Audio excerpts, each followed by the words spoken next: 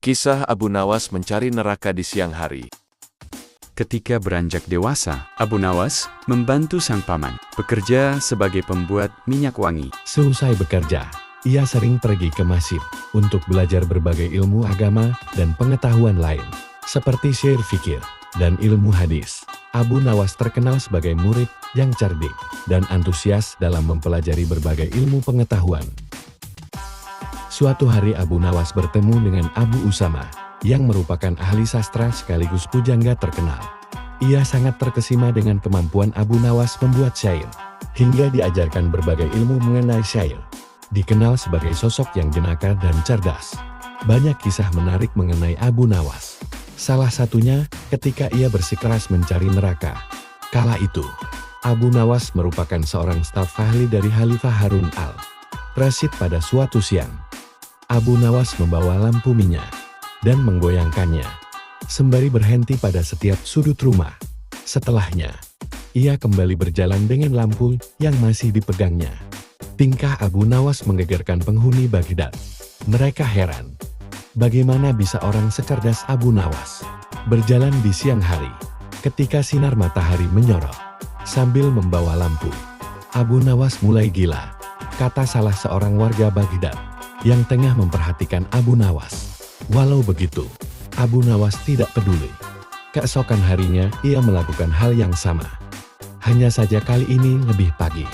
Sambil tetap membawa lampu minyak.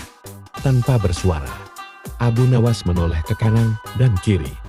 Beberapa orang yang menyaksikan tingkah Abu Nawas lantas bertanya kepada Abu Nawas, apa yang sebenarnya ia cari di siang hari dengan lampu di tangannya. Abu Nawas lalu menjawab, saya sedang mencari neraka. Dari situlah, para warga mulai berpikiran bahwa Abu Nawas gila. Bahkan di hari ketiga, ia masih melakukan hal yang sama dan membawa lampu minyak yang digoyang-goyangkan. Warga Baghdad yang tidak sabar akan perilaku Abu Nawas lantas menangkapnya.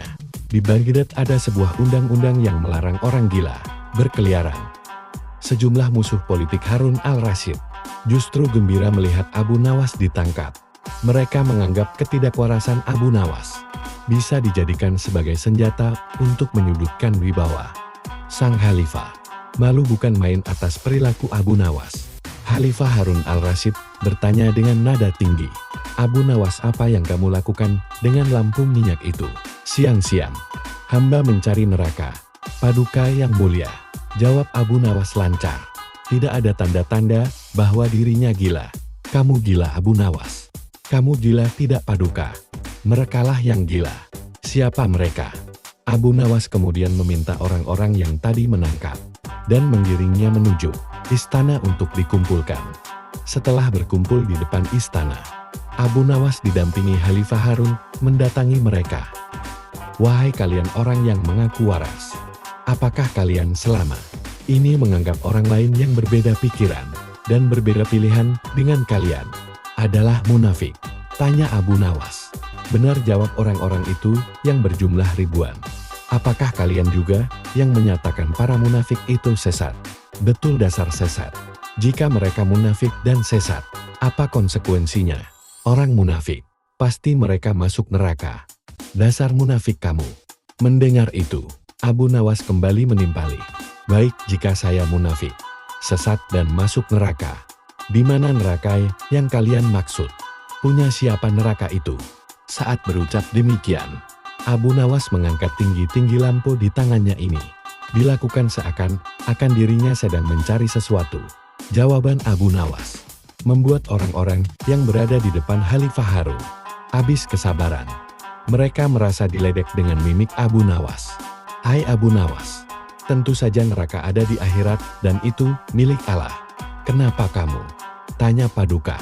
Mohon maaf, tolong sampaikan pada mereka, jika neraka ada di akhirat dan yang punya neraka adalah Allah, kenapa mereka di dunia ini gemar sekali menentukan orang lain masuk neraka?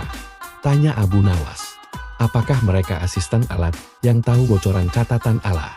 Atau jangan-jangan merekalah yang gila? Lanjutnya, ucapan Abu Nawas membuat Khalifah Harun al-Rasyid tertawa. Sungguh jenaka sosok Abu Nawas di mata Khalifah Harun. Ia lalu berkata sambil masih tergelak. Abu Nawas besok siang lanjutkan mencari neraka. Jika sudah ketemu, jebloskan orang-orang ini ke dalamnya.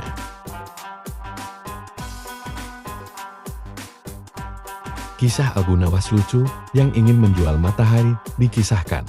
Kala itu, sejumlah penduduk Baghdad berkumpul di depan istana Khalifah Harun al-Rasyid.